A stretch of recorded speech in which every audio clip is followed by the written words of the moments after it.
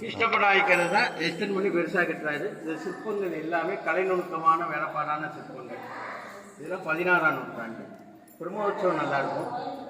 பெருமாள் வந்து வெங்கடாஜலபதி, ஸ்ரீதேவி, பூமிதேவி, அலமேல் மங்கை, பத்மாவதி.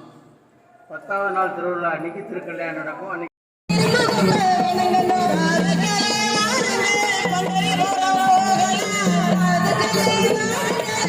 சேர்ந்து